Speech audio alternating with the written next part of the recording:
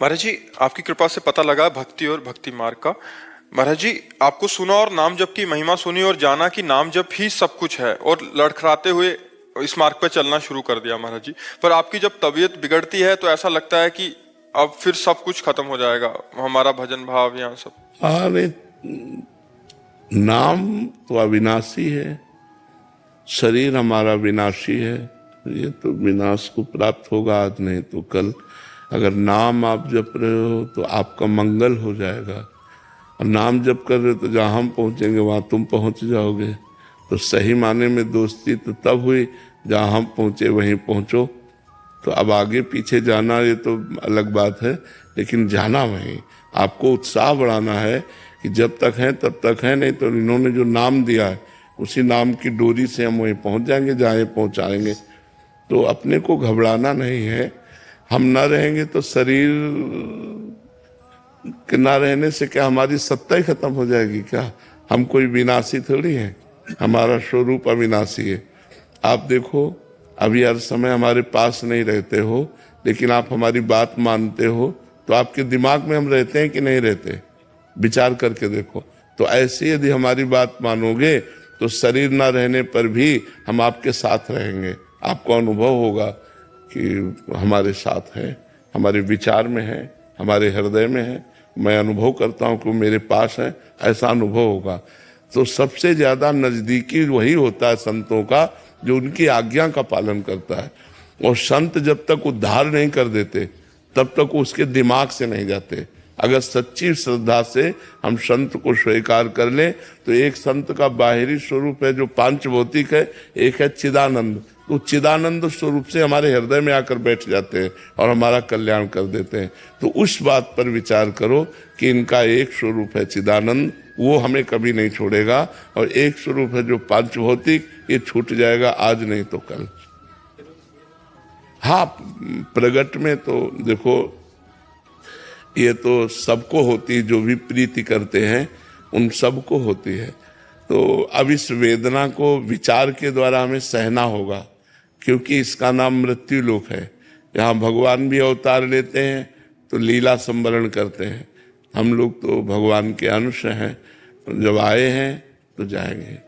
चाहे राजा रंक फकीर, चाहे राजा हो, चाहे भिखारी हो, चाहे संत हो, सबको जाना पड़ेगा। जो आए हैं सो जाएंगे, क्या राजा रंक फकीर। हाँ, क्या करके जा रहे हैं?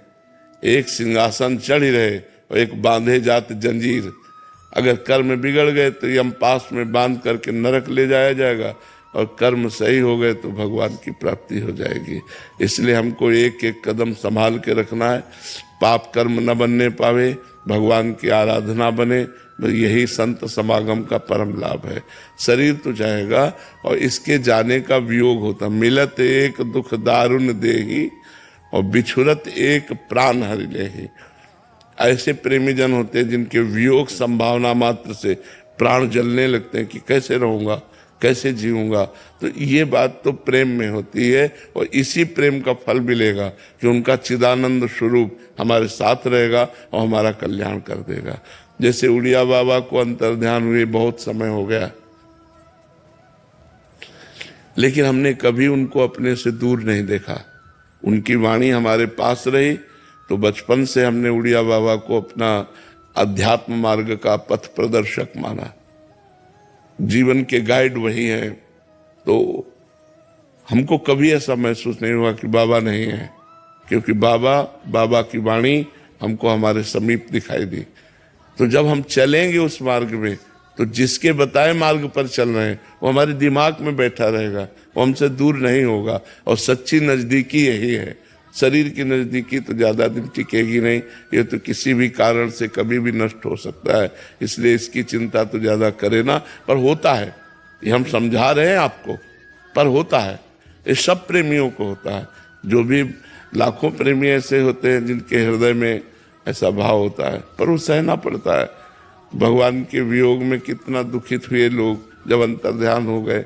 जगह जगह भगवान के प्रेमी जनों के वियोग में, आचार्यों के वियोग में, तो ये सहना पड़ता है। प्रेमियों को ये सहना पड़ता है, ये तो सहना ही पड़ेगा। अभी रील वायरल हो गई थी आपके बारे में, तो ऐसा लगा था कि बस अब हाँ, कुछ ज्यादा करके वायरल कर दिया।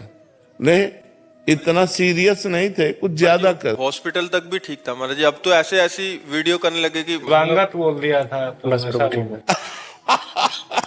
अच्छा महाराज जी, अच्छा वो तो व्यूज के लिए कुछ भी करते थे, हम यहाँ तंग हो जाते हैं महाराज जी। अच्छा, हम तो आपको देख रहे हैं पधार गए ऐसा भी बोल दिया।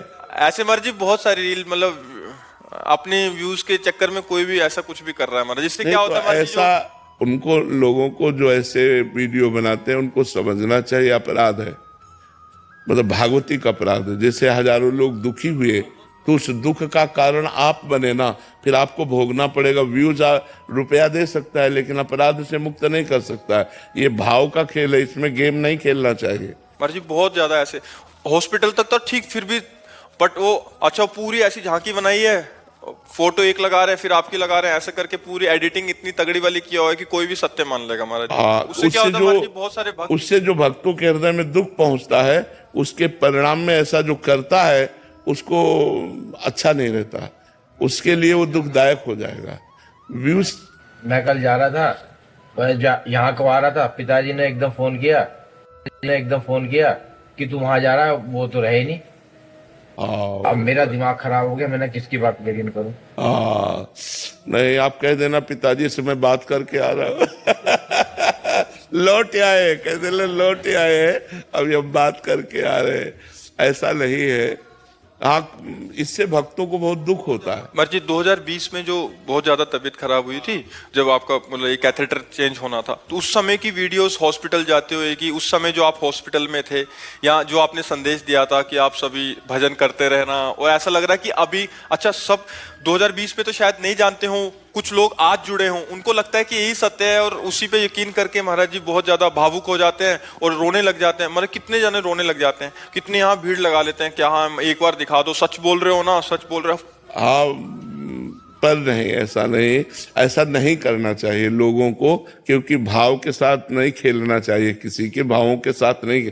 ये श्रद्धा और भक्ति का मार्ग है, इसमें ज्यादा मतलब उद्दंडता नहीं करनी चाहिए, नहीं फिर भागवतिक दंड विधान लागू हो जाते हैं।